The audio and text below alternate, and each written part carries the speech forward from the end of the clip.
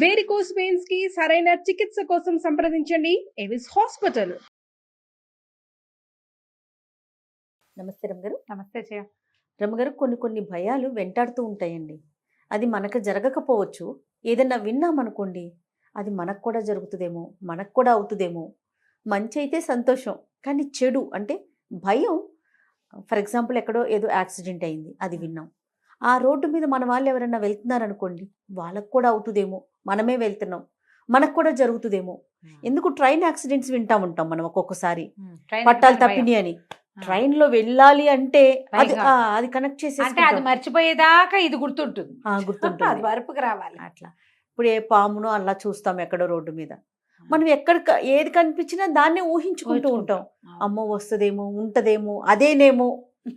ఇవి తీవ్ర స్థాయికి కూడా వెళ్ళిపోతా ఉంటాయి రమ్మగారు. జయ, పిచ్చిక్కిపోతారు. మామూలు పిచ్చి ఉండదు రమ్మగారు, చాలా పెద్ద. దాంట్లో నుంచి బయటికి రాలేకపోతారు. నా పర్సనల్ ఎక్స్పీరియన్స్ ఒకటి చెప్తాను. నాకు యాక్సిడెంట్ అయింది కదా, కారు యాక్సిడెంట్ అయింది. దాని తర్వాత నేను డ్రైవింగ్ నేర్చుకున్నాను, లైసెన్స్ కూడా వచ్చింది. అయినా కూడా నేను కార్ తీయలేను రమ్మగారు. ఈవెన్ మన నాతో పాటు ఎవరైనా డ్రైవ్ చేస్తున్న వాళ్ళ పక్కన కూర్చున్నా సరే, 2 వెహికల్స్ మధ్యలో నుంచి వెళ్తుంటే గుండె అసలు వెళ్ళిపోతుంది లోపలికి, ఆ వెహికల్ కిందకి మన కారు వెళ్ళిపోతుంది. అదే ఇమాజినేషన్ లో ఉంటే ఒక్కొక్కసారి స్వెట్ కూడా పట్టేస్తుందండి. ఆ ఫీల్ లో నుంచి అసలు ఎట్టి పరిస్థితిలో బయటికి రాలేను.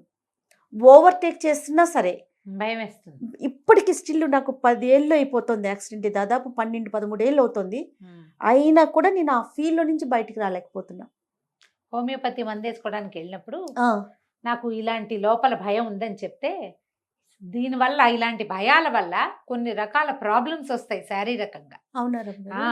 సైకోసమాటిక్ ప్రాబ్లమ్స్ అంటారు. మానసిక సమస్యలకు, మానసికమైన భయాందోళనలకి సంబంధించిన కొన్ని సమస్యలు వస్తూ ఉంటాయి మనకి. వీటికి మంది వేసినప్పుడు నాకు ఈ ప్రాబ్లం ఉంది, ఇది నాకు భయం వేస్తుంది. చాలా మంది చూడు, మన లిఫ్ట్ లో ఎక్కడానికి భయం. అవును, ఎక్కువ మంది జనాలను చోటకెళ్తే వీళ్ళకి పై ప్రాణాలు పైన పోతున్నటువంటి ఊపిరాడదు, గాలి అందట్లేదు, చెమటలు పోసేస్తాయి. ట్రైన్ లో భయం, ట్రైన్ లో బాత్రూమ్ లోకి వెళ్ళడానికి భయం, ఫ్లైట్ భయం. నిజం చేయ, ఫ్లైట్ లోకి వెళ్ళడానికి భయం, లిఫ్ట్ ఎక్కడానికి భయం. మా అత్తయ్య గారి మనవడు ఒకడు, చిన్నవాడే, చిన్నపిల్లాడు, వాడికి లిఫ్ట్ భయం. వాడు 14 ఫ్లోర్లైనా మెట్లెక్కే వెళ్ళేవాడు. హోమియో మంది వేసుకున్నాక పోయింది వాడికి అది. అవునండి, 100% చెప్పలేదు మీకు. ఇప్పుడు డెఫినెట్ గా వేసుకుంటానండి. ఇది వేసుకుంటే నీకు కొన్ని రకాల తలనొప్పులు, అలసట్టలు తగ్గిపోతాయి జయ. ఏదన్నా జర్నీ చేస్తుంటే ఎన్ని దేవుళ్ళకి దండం పెట్టుకుంటున్నాను రమ్మగారు నేను. అలాంటి అంత భయంలో ఉంటున్నాను అనమాట. ఇంకా అసలు షాక్ అంతే. అదే, అమ్మ వెళ్ళిపోతే ఓకే వెళ్ళిపోయాము, ఒక ప్లేస్ రీచ్ అయ్యాము అనుకున్న అంత భయంలో ఉన్నా. అప్పుడు అలాంటి వాళ్ళు ఏం చేయాలంటే, ఇట్లా ఉండేవాళ్ళు ఆ రోడ్డు మీదకి చూడకూడదు. ఇదొక ప్రాక్టికల్ ఇదన్నమాట టిప్. రోడ్ల మీదకి చూడకూడదు, చుట్టుపక్కల చూడకూడదు, ఫ్రంట్ సీట్ లో కూర్చోవడం సాధారణంగా అవాయిడ్ చేయాలి. ఓకే, తప్పనప్పుడు చెప్పదు, పుస్తకం చదువుకోండి, మ్యూజిక్ వింటాం, నిద్రపోవటం. ఆ మ్యూజిక్ కారులో వినపడే మ్యూజిక్ కాదు, చెవిలో వినపడుతూ ఉండాలి. అప్పుడు భయం వేయదు మనకి. ఓకే, అప్పుడు భయం రాదు. కానీ నీకు ఇది కొంచెం తీవ్ర స్థాయిలో చెమటలు పోయటము అవన్నీ అయితే కొంచెం గట్టిగా ఉన్నట్టే. నువ్వు మంది వేసుకున్నాడు, దేనికి వెళ్తావో దీనికోసం వెళ్ళక్కర్లా, దేనికో వెళ్ళినప్పుడు ఇలాంటి భయం ఉంది నాకు అని చెప్తే అది పోగొట్టేస్తారు, పోతుంది. డెఫినెట్ గా రమ్మగారు, అసలు ఫస్ట్ చేయాలి ఆ పని అయితే.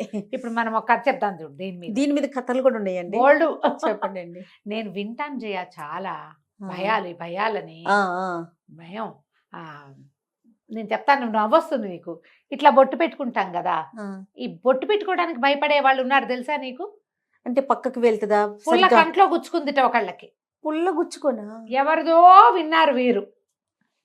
అది ఎలా ఉండిపోయిందంటే, ఇలా పెట్టుకుంటుంటే ఎవరైనా ఇట్లా మాట్లాడారనుకో, చెయ్యి మొహం మీదకి వస్తే భయం, కంట్లోకి వస్తుంది, కంట్లో గుచ్చుకుంటుందని. చిన్నప్పుడు గోటి బిళ్ళ ఆడతారు కదా, గోటి బిళ్ళ ఆడతారు తెలుసా? తెలుసండి, బిళ్ళంగోడు ఆడండి. కర్రా పుల్లానో ఏదో అంటారు. అవును కదా, బిళ్ళంగోడు అంటాం మా వైపు. బిళ్ళంగోడు. ఆ బిళ్ళంగోడు ఆడితే ఆ పుల్ల వాళ్ళ మేనత్తకి ఎవరికో కంట్లో తగిలి కన్ను పోయింది. ఓకే, ఆవిడ బొట్టు పెట్టేటప్పుడు కంట్లో గుచ్చుతావు అనేవారట. ఇంకా అదే భయంగా ఒక దశలో ఎప్పుడు పోయి ఎక్కిందో మనసులోకి, ఇక అదే ఎక్కిపోయింది. మీకు ఇలాంటి భయాలు ఉంటే 90% ఇలాంటి సమస్యలకి హోమియోలో సమాధానం దొరుకుతుంది.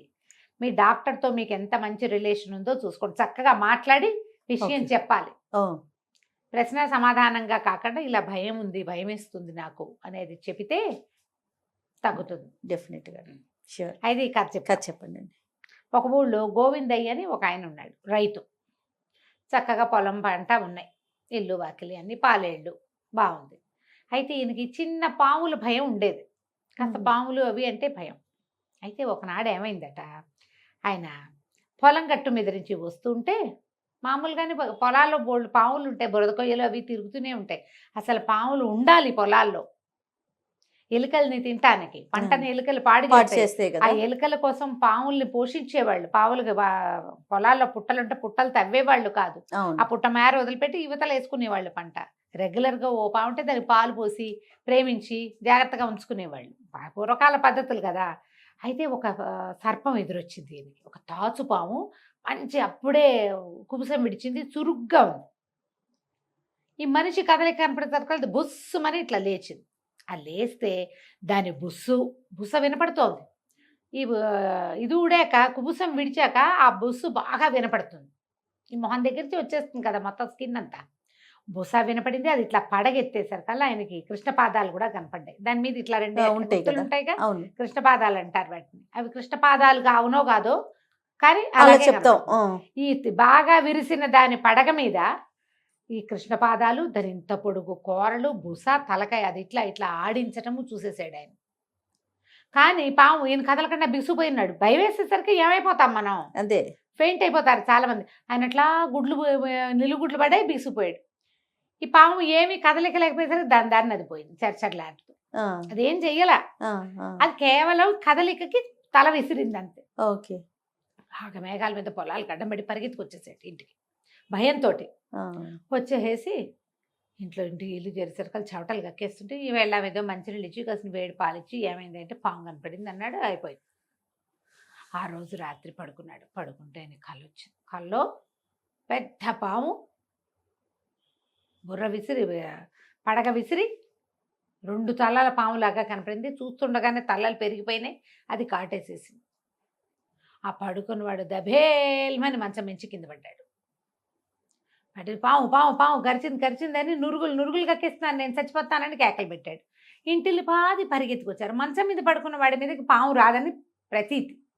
మంచం ఎక్కదు పాము, కింద పడుకునేవాళ్ళు కాదు ఊళ్ళల్లో, అందుకని కింద కంటే కొంచెం మంచం మీద అయితే పాము రాదంటారు. కానీ మంచం మీద ఉన్నవాడు కింద పడిపోయాడు. కిందకు వచ్చాక పాము గరిచిందో వీళ్ళు ఏమైందో తెలీదు. ఈయన అంతా పట్టుకున్నారు, దీపాలు పుచ్చుకుని అన్ని పక్కల పాము కోసం వెతికారు. ఎక్కడ ఏమీ లేదు. ఈయన గిలగిల్లాడిపోతున్నాడు కానీ నోట్లోంచి నురుగేం రావటల్లా.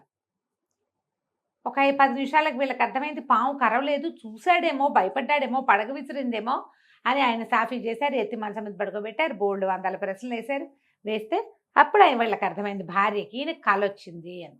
ఒక పాము పాము పాము పాము అంటాడు. కలొచ్చిందా కలిసి అవును 2 పడగలు ఉన్నాయి, దానికి 10 పడగలు ఉన్నాయి, 10 పడగలతోటి నన్ను కాటేసింది అన్నాడు. ఆనంగానే భార్యమనంది కాదు నీకు కాళ్ళు వచ్చిందయ్యా, కాళ్ళు చేతులు గడుక్కుంది కానీ ఆయన బయటికి తీసుకెళ్ళి కాళ్ళు గడిగిచ్చి మొహం గడిగిచ్చి పడుకోబెట్టింది. ఏం లేదు, నీకు కళ్ళు వచ్చి కళ్ళు అంత బెదిరొచ్చింది, నీకు పాము లేదేం లేదు, పడుకో, కృష్ణ అనుకో, కృష్ణపాదాలు అన్నాడు. కృష్ణ అని కృష్ణనామస్మరణ చేయించి గోవిందనామస్మరణ చేయించి పడుకోబెట్టారు. అంత గోల అయిపోయింది కదా, ఇంటిల్లి పాది లేచి కూర్చున్నారు. ఇక మర్నాటి నుంచి గోవిందయ్య గారు పొలం వెళ్ళడం మానేశాడు. పొలం వెళ్తే పాము ఈయనకేమనిపించింది, అది దాని దారినది బుసకొట్టి దాని దారినది పడగ విసిరిపోయింది అనుకోలా, తనని చూసింది, తన మీద పగబట్టింది. పాము పగబడుతుందని చెప్పుకుంటాం కదా.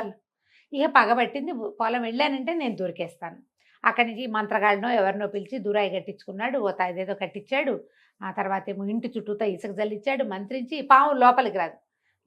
సరే మనం పొలం వెళ్తే వస్తుంది, పొలం దాని ఆవాస స్థానం. ఇక అందుకని పొలం వెళ్ళడం మానేశాడు. అంతకుముందు ఏంటి రోజు పొలం వెళ్ళి పొద్దు నుంచి సాయంత్రం దాకా పాలేళ్లతో పాటు వంగి గట్ల మీద కానీ చేలో కానీ పని చేసేవాడు. ఏమీ లేకపోతే గట్లు తవ్వి పక్కకు పోసేవాళ్ళు. ఇప్పుడు సంవత్సరం అంతా పని ఉండదు పొలాల్లో, కొంత పని ఉంటుంది, కొంతకాలం ఖాళీ వస్తుంది కదా. అలాంటప్పుడు ఏం చేసేవాళ్ళు, గట్ల మీద ఉన్న చెట్లకి గొప్పులు తవ్వటము, గట్లు సరి చేసుకోవటము, వంకర టింకరగా ఉన్నవి సరి చేయటము, ఏదైనా కూరగాయ మొక్కల పాదులు చిన్న చేలల్లో పెట్టుకోవటం, ఏదో పని. ఈ ఒంటి అలసటకి సాయంత్రం అయ్యి ఇంటికి వచ్చేసి శుభ్రంగా అన్నం తిని కాస్త నీళ్ళు పోసుకొని అన్నం తింటే నిద్ర వచ్చేసేది. ఇంట్లోనే ఉన్నవాడికి శారీరక శ్రమ లేక నిద్ర రాదు, నిద్ర పట్టదు, మాగన్నుగా పడుతుంది. పడుకోనంటే ఎప్పటికో కాస్త కళ్ళు అంటుకుంటాయి. గాఢమైన నిద్ర, ఒళ్ళలిసిన వాడికి వచ్చిన నిద్ర ఖాళీగా ఉన్నవాడికి రాదు కదా. ఇప్పుడు వస్తుందిలే. ఇప్పుడు ఖాళీగా ఉన్న వాళ్ళకే నిద్ర వస్తుంటుంది. అప్పుడు ఇంకేముంది, ఇక తెల్లవారేసరికల్లా మళ్ళీ పాము పాము అని మెలకు వచ్చేసేది. ఆయన క్రమంగా ఏమైంది, అన్నం అరగటం మానేసింది. ఈ రాత్రి నిద్ర లేదు, అలసిపోయినట్టు ఉండేవాడు. ఏం తింటాడు? తెల్లవారులు నిద్రలేక అన్నం కూడా అరిగి తెచ్చేది కాదు. అన్నం ఇప్పుడు ఎట్లా అరుగుతుంది రాత్రి? మన నిద్రలో కొంత ఒంటికి కూడా పడుతుంది అన్నం మనం తిన్నది. ఏం పడుతుంది నిద్రేది? ఎంతసేపు లేచేస్తాడు. ఈయన లేవటంతో ఆ పెళ్ళాన్ని లేచి కూర్చుంటుంది. ఆవిడకి అలసటగానే ఉంటుంది. ఇక విసుగు పుట్టి ఆ ఊళ్ళో పరంజ్యోతి గారిని డాక్టర్ ఉన్నట్టు. అప్పటికి ఇంగ్లీష్ వైద్యం వచ్చింది. ఓ 100 ఏళ్ళ నాటి కథ అనుకో, 70 ఏళ్ళ నాటి కథ. ఆయన హోమియోపతి, ఆయుర్వేదం, అల్లోపతి అన్నీ చేసేవాట. ఆయన ఏం చేశాడు, ఆయన దగ్గరికి వెళ్ళాడు. వెళ్తే చెప్పాడు, పాము కంటే భయంగా ఉందండి నాకు, పాము పగబట్టింది నా మీద, నాకు అదే కనపడుతోంది ఏ పక్కన చూసినా, ఇల్లు దాటానంటే భయంగా ఉంది, ఇప్పుడు రోడ్డు మీద మీ ఇంటికి వచ్చానా ఎంత కాళ్ళు వణుకుతున్నాయోనండి అన్నాడు. అనేసరికి నేను బాగా ఆలోచించి ఏదో మంది ఇచ్చి పంపించాడు. వారం అయింది, మళ్ళీ తిరిగి వచ్చాడు. గోడ కట్టుని బద్దిలాగా అయినా తగ్గలా భయం. ఏం తగ్గట్లేదండి, భయంగానే ఉంటుందండి, నిద్ర పట్టట్లేదండి, అన్నం అరగట్లేదండి, నాకు అదిగా ఉందండి, ఇదిగా ఉందండి. డాక్టర్ గారు అన్నారు, అలా కాదండి, పాములకి శత్రువు ఎవరు మీరు చెప్పండి. ముంగీస. మనం ఏం చేస్తామంటే ఒక బ్రహ్మాండమైన ముంగీసను ఒకదాన్ని తీసుకొచ్చి ఇస్తాం మీకు. మీ ఇంట్లో మీ మంచ కింద పెట్టుకోండి. మీ దగ్గరకు వస్తుంది పాము, నిద్రలో అయినా వస్తుంది, మెలకుగా ఉన్నా వస్తుంది. దాన్ని ఈ ముంగీస అరికడుతుంది. ముంగీస ఉంది మీ దగ్గర అని తెలిసిందంటే ఇక పాము జోలికి రాదన్నాడు. సరేనన్నాడు. తెప్పించండి ముంగీసను అంటే రేపు సాయంత్రం రండి అన్నాడు. మర్నాడు సాయంత్రం గోవిందయ్య గారు 10 రూపాయలు పట్టుకుని పరంజ్యోతి గారింటికి వెళ్ళి ముంగీసను తెచ్చుకోబోయాడు. ఒక అట్టపెట్టి ఉంది వాళ్ళ ఇంట్లో. అట్టపెట్టెలో తీసుకెళ్ళి అట్టపెట్టిట లేపేశారు కల్లా, ఏదో అటు నుంచి ఇటు పరిగెత్తినట్టు అయింది. ఇందులో ఉంది ముంగీస, దీన్ని బయట తిప్పకూడదు, ఇది కూడా మంత్రకట్టు వేయబడిందే, దీన్ని మీ మంచం కింద పెట్టుకోండి, మీరు పగలల్లా ఏదో పని చేసుకోండి, ఇంట్లో తిరిగి పని చేసుకోండి, ఒక రవ్వ అన్నం తక్కువ తినండి, రాత్రి పడుకునేటప్పుడు మీ మంచం కింద ఇది ఉండాలి అంతేనన్నాడు. ఈయన తీసుకెళ్తుంటే ఆ లోపల ఉన్నదట్టు ఇటు పరిగెడుతుంది పాపం. మరి కదులుతుంటే ముంగీసలకి వాటికి భయం ఏదు, తీసుకుపోయి మంచం కింద పెట్టుకున్నాడు. రాత్రి ఒక రవ్వ లఘువుగా అన్నం తిని పడుకుని, నాకేం భయం, కల్లోకి మాత్రం పాము ఎట్లా వస్తుంది, ముంగీసుంటే రాదు పాము, హాయిగా నిద్రపోయాడు. ఎంత నిద్ర పట్టిందో, ఎన్ని రోజుల్లో ఎందుగా సరైన నిద్రపోయి పొద్దున ప్రశాంతంగా లేచాడు. వారం రోజుల్లో ఇక ఈయనకి పాము అన్న భయము పోయింది, నిద్ర పట్టడం మొదలుపెట్టింది. మళ్ళీ అన్నం సులువుగా అరుగుతోంది, వాకిట్లో దొడ్లో తిరిగి పని చేసుకుంటున్నాడు. పాము భయం పోయాక పొలం వెళ్తాం. సరే 10 రోజులు గడిచింది. ఈయన మెల్లిగా పొలం కూడా వెళ్ళటం మొదలుపెట్టాడు. సరే ఓ రోజు పరంజ్యోతి గారి దగ్గరికి బయలుదేరాడు పెట్టుపుచ్చుకుని. ఆ డాక్టర్ గారు బాగా పనిచేసిందండి వైద్యం మీది, ముంగిస్తుందన్న ధైర్యంతో నాకు పాడుకాలు రావడం మానేసినాయి, పాలేళ్ళంతా అన్ని పక్కల ఉన్న పుట్టలన్నింటినీ తవ్వి చేశాను, మా పొలంలో పుట్టల్లో ఏం లేవు, ఇప్పుడు పాము రాదు, నాకేం భయం పోయిందండి.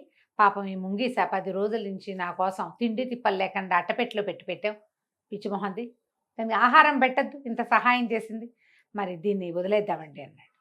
అంటే అలాగే వదిలేద్దురు కానీ పట్టు రండి అంటే ఆ అట్టపెట్టె పుచ్చుకెళ్ళాడు. అట్టపెట్టెలో కదులుతోద్ది అటు ఇటు. సరే అట్టపెట్టె దగ్గర కూర్చుని ఈయన అన్ని పక్కల నుంచి ఊడదీశాడు. దాన్ని కట్టేశారు కదా, ఊడదీసి మూతట్లా తీసి ఆ ముంగీస బయటికి రావడానికి వీలుగా వెళ్ళి వెనక్కి జరిగి కూర్చున్నాడు. అది ఒక దూకుతుంది కదా, దూకుతుంది కదా, వెనక్కి కూర్చున్నాడు. ఏమీ దూకలేదు లోపల నుంచి, రాలా ఏది బయటికి. ఏమిటండి రావట్లేదు, అయ్యో పిచ్చిమోహన్ ఏమన్నా చచ్చిపోయిందేమోనండి అంటే ఆ డాక్టర్ గారు పరంజ్యోతి గారు లేచి నిలబడి తన సీట్లోంచి లేచి వచ్చి ఈ అట్టపెట్టెలో చేయి పెట్టి ఇంత బాల్ తీశాడు బయటికి. బాల్ తీసి ఇదిగోండి మేము ముంగీస అని చేతిలో పెట్టాడు. గోవిందయ్య ఆశ్చర్యపోయి, ఏంటండి ఇది ఉందా, ఇక బంతుందా అన్నాడు. బంతి కాక ఏంటండి, ఏ ముంగీస మీకోసం 10 రోజులు డబ్బాలో ఉంటుంది చెప్పండి, అంతే కదా. మీరు అక్కడ పామును చూస్తే అది మీకు ఒకసారి కనపడింది, ఎన్ని వేల సార్లు కనిపించింది, మీ భ్రమే తప్పిస్తే ఏమైనా ఉందా, ఇందులో ముంగిస ఉందన్న నమ్మకమే మిమ్మల్ని కాపాడింది. ఇగోండి ముంగిస, నాకు ఫీజు ఏమి ఇవ్వక్కర్లేదు, మీరు మొన్న ఇచ్చారులేండి, ధైర్యంగా ఇంటికి వెళ్ళండి అని చెప్పాడు. ఆయన ఏదో ఒక మందు కూడా వేశాడు. ఆ మందు వేసుకుని ఈయన సంతోషంగా ఇంటికి వెళ్ళిపోయాడు. ఆ తర్వాత ఎప్పుడూ పాములు చూసి భయపడలేదు. వాటి దారిని పోతాయి, మన దారిని మనం ఉంటాం కథ కంచికి మనం ఇంటికి. భలే ఉంది రమ్మ గారు. అంతే కదా, నమ్మకం ఇంతే. ఏదైనా సరే హెల్యూసినేషన్స్, భ్రమలు అవన్నీ కూడా మన మనసు ఒక్కటి ఉంటే 100 ఊహిస్తుంది జయ. ఎస్. మనసుకి ఊహలు నేర్పకూడదు. కొన్నిటికి ఊహలకి రెక్కలు వస్తాయి, భయాలకి రెక్కలు వస్తాయి. ఎట్లా అమ్మో మనం ప్రమాదం కదా. ఊహించాలి. ఓ చిన్న మొగ్గ ఉంది, అది రేపొద్దున పువ్వు అయితే ఎంత బాగుంటుంది, అవన్నీ నువ్వు ఊహించుకో. మా అబ్బాయి రేపొద్దున కలెక్టర్ అయిపోతే నా జీవితం ఊహించుకో. మా వాడు దొంగ అయితే అని ఊహించుకోకూడదు, ఎస్. ఊహించకూడదు. ఓ పావు నన్ను గుడితే నేను చచ్చిపోతే మా ఇంట్లో వాళ్ళు ఏమవుతారు, అవన్నీ ఊహించకూడదు. ఊహలే అవన్నీ నిన్నేం చేసే చివరికి భయపెడతాయి. అవును. ఈ రోజువారీ జీవితం సజావుగా వెళ్ళాలా, దాన్ని వెళ్ళనివ్వరు కదా, వెళ్ళనివ్వవు ఈ భయాలు. అవును అవును. అందుకని భయాలకి రెక్కలు ఇవ్వకూడదు. ఎస్. చాలా బాగుంది రమ్మగారు. నమస్తే. నమస్తే జయ.